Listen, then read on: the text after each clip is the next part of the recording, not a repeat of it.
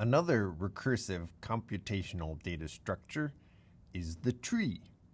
And we've already talked about trees in this class, but they're so important that we should talk about them again.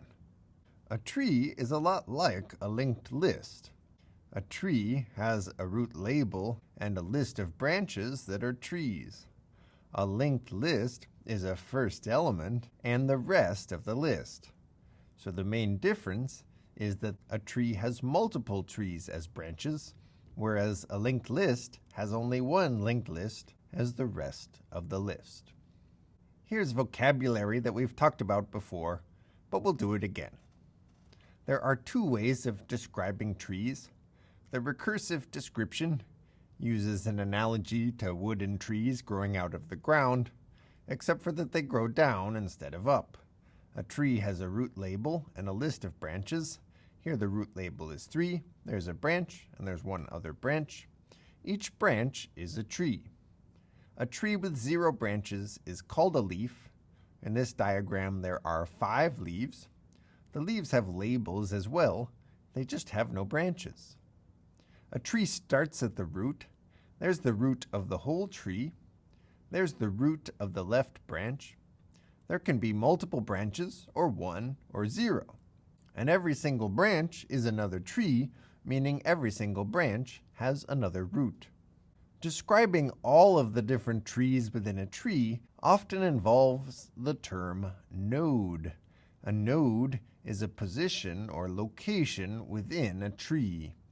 It's always another tree itself, but when using the term node, it's not so interesting to think about the subtrees, but instead just their relative locations to other nodes. Each node has a label, and each node also has a configuration relative to other nodes. 3 is the parent of 2, 2 is the child of 3. The top node is the root node, and like I did just there, people often use labels to refer to locations. Instead of saying, the node with label 2 is the child of node with label 3, it's often the case that people will just casually say 2 is the child of 3. But in fact, it's the nodes that have this family relationship, and their labels are just numbers. A path is a sequence of nodes where each element is either the parent or the child of the previous node, so they're connected in the tree diagram. And the most common paths are paths from the root to a leaf, but you could have other kinds of paths as well. We were able to work with trees using data abstraction, but we can also use Python's object system. A tree has a label and a list of branches. Each branch is also a tree. We can state this by defining a tree class with a constructor that takes a label and a list of branches, which by default is empty. We set the label, we check that for every branch, the branch is a tree, and then we assign self.branches. Here we make a list of the branches in order to retain a copy and also to convert branches to a list if it was something else. Here was the definition using data abstraction.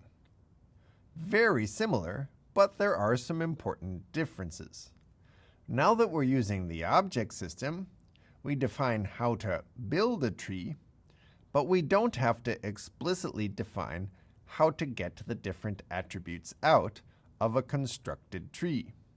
In data abstraction, we wrote down the constructor and the selectors. Here we write down the constructor, and the selectors are implicit. Self.label will give the label, and .branches will give the branches. More importantly, when using data abstraction, we had to invent a way of combining together the pieces, the label and the branches. In this case, we decided to put them all in one long list. But we could have done something else, put them in a pair, put them in a dictionary.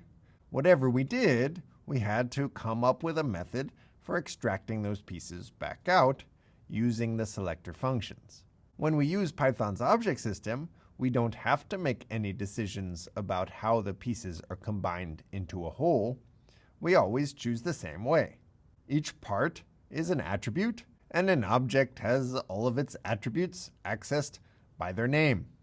So the definition is a little bit simpler using the object system, but using tree instances is just like using the tree data abstraction. Here's a definition of a function that creates a Fibonacci tree, and it's the same, with slight differences.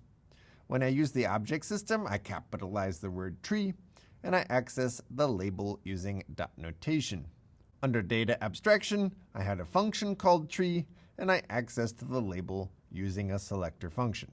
But our code doesn't change at all. So the coding style used in object-oriented programming is not terribly different from the coding style used with data abstraction.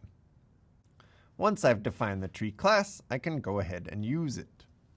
So a leaf I can create just by calling tree. If I want to add branches to that tree, I cannot do it just by passing in label values. I have to pass in a list of trees. This creates a tree, which I'll call T. Its repr string is an expression that builds an equivalent tree. Printing it out gives a multi-line output where the root label comes first and all of the other labels are indented. It's not a bad idea to take a look at the code that generates the repr string and the stir string to understand how it works. And we've added one more method, isLeaf, which returns whether there are no branches. And we've also defined the fibtree function, just like it was on the slides. Fibtree4 is a fairly large tree. Fibtree5 has Fibonacci number 5 at the root, and Fibtree6 is looking quite large indeed. Look at all those parentheses and square brackets. But if I print this out, then it's easier to see the structure. 8 at the root, 2 different branches. One has the root label 3, the other has the root label 5, and 3 plus 5 is 8. So what are the leaves of this tree? We have 0, 1, 1, 0, 1, 1, 0, 1, etc. Let's write down a function that computes the leaves of a tree as a list.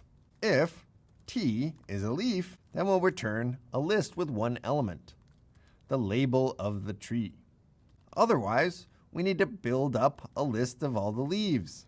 Let's start with an empty list, and for every b in t.branches, we'll make a recursive call to leaves on b. And what do we do with that? Well, we're going to add all of its elements to all leaves, which is one of the built-in methods on a list. Which one? Well, we want to extend the list of all leaves with the new list of leaves that we get by recursively calling leaves on the branch b. Then we can return all of these leaves. And if we call leaves on Fibtree6, we get a list of leaves that sum to 8, which is Fibonacci number 6. And what's the height of this tree? Well, the height of a leaf is 0, and the height of a tree in general is the number of transitions in its longest path. We go from here to 1 transition, 2 transitions, 3 transitions, 4 transitions, 5. I think the height of Fibtree6 is 5. How could we compute that? If T is a leaf, then the height is 0. Otherwise, the height is 1 more than the maximum height of any branch. So let's compute height b for b in t.branches and take the maximum value. There's Fibtree6, and what's its height? 5.